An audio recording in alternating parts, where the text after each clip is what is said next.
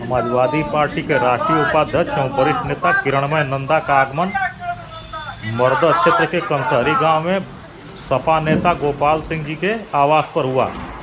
इस अवसर पर उनसे वर्तमान परिदृश्य में लोकसभा चुनाव के संदर्भ में विभिन्न मुद्दों पर वार्ता की गई।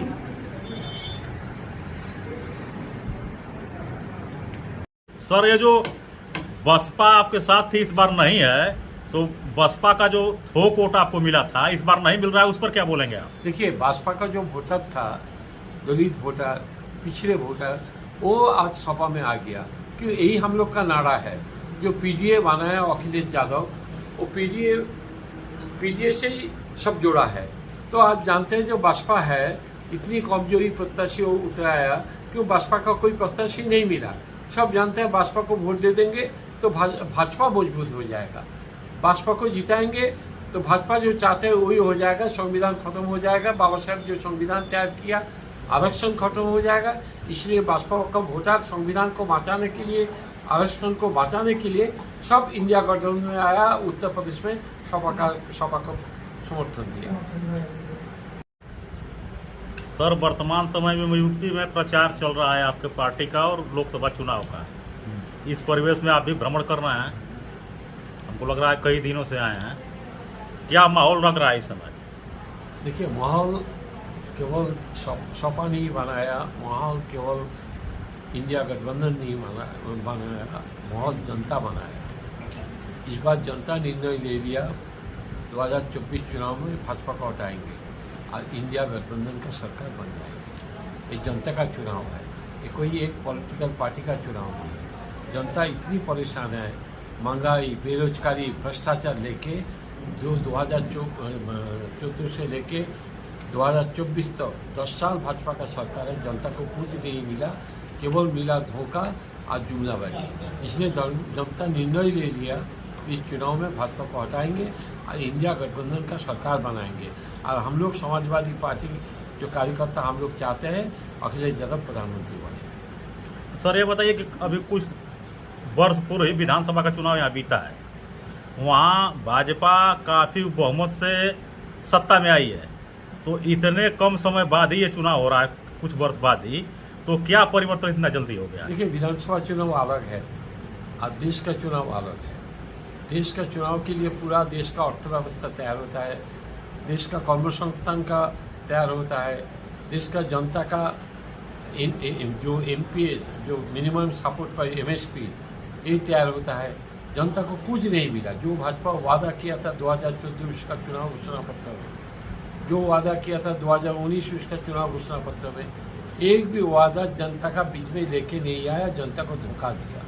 2014 में बोला था काला धन लेके आके हर जनता का अकाउंट में 15 लाख रुपया दे देंगे, हर साल में 2 करोड़ नौजवान का नौकरी होंगे। वही नौकरी नहीं हुआ, नौकरी छीन लिया। आज जनता के पास कोई रुपया नहीं आया, जनता का रुपया छीन के सब बड़ा बड़ा उद्योगपति को, कॉर्पोरेट बॉडी को वो रुपया दे दिया।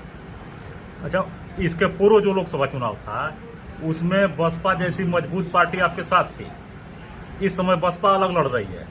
देखिए, हम लोग का जो स्लोगन है, अखिलेश जी यादव जो पीडीए बनाया, जो पीडीए में अब बसपा का जितना आदमी है, दलित, वो सब अल्पसंख्यक, सब सपा में आ गया। सब सपा को, इंडिया गठबंधन को सपोर्ट किया। क्यों? जानते हैं बसपा का कोई जनाधार नहीं है। भाजपा को जिताने के लिए लड़ाई लड़ते हैं। तो बसपा के वोटर जो उस चुनाव में आपके साथ थे, इस चुनाव में नहीं रहेंगे, तो कुछ मत तो घटना चाहिए आपका। देखिए, बसपा जो आम चर्चा तो पब्लिक में यही है कि बसपा से गठबंधन करके लड़े तो नहीं जीत पाए, तो अब बसपा भी नहीं है इस चुनाव में। देखिए, 2019 का जो चुनाव था वो सपा बसपा मिलकर चुनाव लड़ा था, और 2024 में जो चुनाव है, ये चुनाव भाजपा का खिलाफ पूरा हिंदुस्तान में इंडिया का गठबंधन है। पूरा हिंदुस्तान से वो चुनाव था, केवल उत्तर प्रदेश में बसपा और सपा का गठबंधन। और ये जो गठबंधन हुआ, इंडिया का गठबंधन, सारा हिंदुस्तान में इंडिया का गठबंधन हुआ एक विकल्प तैयार करने के लिए।